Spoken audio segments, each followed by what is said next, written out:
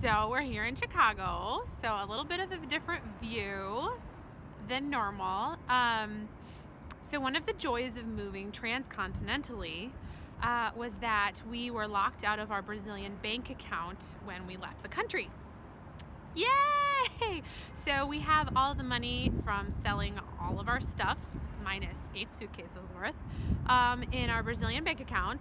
And we haven't been able to touch it to be able to make any payments that we still have in Brazil or anything else we need to get that money out of the account. So we are here in Chicago to sign power of attorney to our amazing friend in Brazil to help us take care of these things that we cannot do in person. So yeah, Caid had to take a day off of work because we have to make an appointment, and we are back here at the Brazilian Consulate in Chicago. 5 minutes to Fergie, 5 minutes to Fergie, yeah. So I feel so many feelings. So over my 17 years in Brazil, before I had a Brazilian baby that enabled me to get permanent residency in Brazil, I had horrible problems being able to go to Brazil. I had a tourist visa.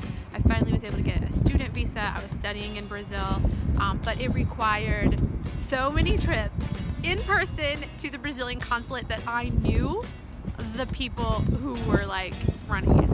Like I got to know them. I got to know which one I wanted to see, which one was the nice one, which one was the mean one. Like I knew them that well. So here's a new experience. Caid's first time in person at the Brazilian consulate. So it's really beautiful. It's not super chillingly cold. And right here is part of the University of Chicago.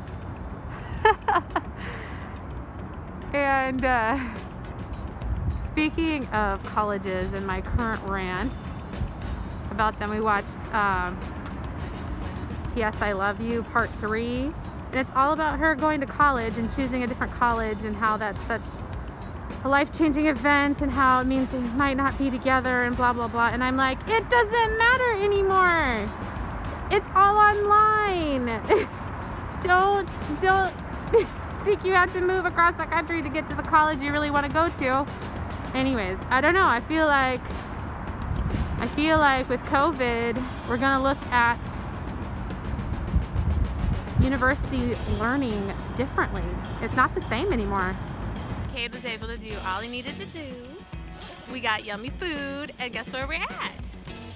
The Bean. Caid is a Bean virgin. This is his first time seeing the Bean.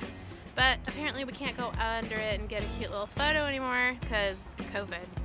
And Millennium Park. Over here, this is where in the summer it has a wading pool. Well, at least it does before COVID. I'm the crocodile, and we got the princess here, and we got this cute outfit here. We are celebrating Purim. Do you know what Purim is? Purim is where we remember the story of Esther. It's actually a Jewish holiday. Haman.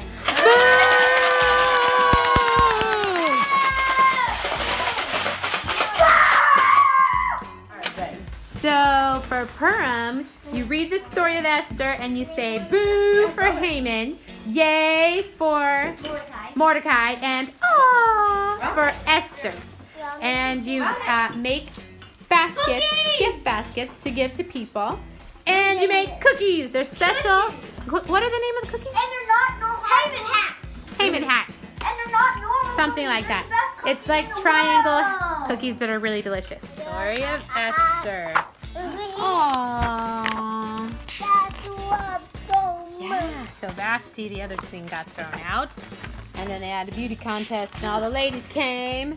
And Mordecai was at the gates and they made themselves look all beautiful. And of course the king chose Esther. And Haman got mad. Boo. Because Mordecai wouldn't bow down to him. And Haman was like, ooh, give me your signet ring and I'm going to make that thing that says all the Jews will die. So Mordecai was like, oh my goodness. What's going on? And he went to Esther and said, maybe you became queen for such a time as this. So she risked her life and went before the king, who of course wanted to see her because, well, who wouldn't?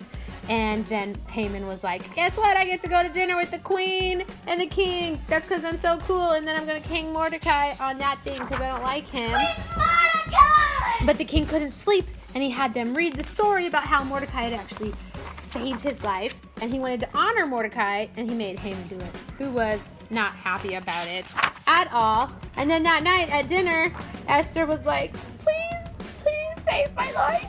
He's like, who would want to kill you? And she pointed, of course, to that guy, Haman, who got kicked out and killed and all that good stuff. And the Jews were protected and celebrate Purim to this day.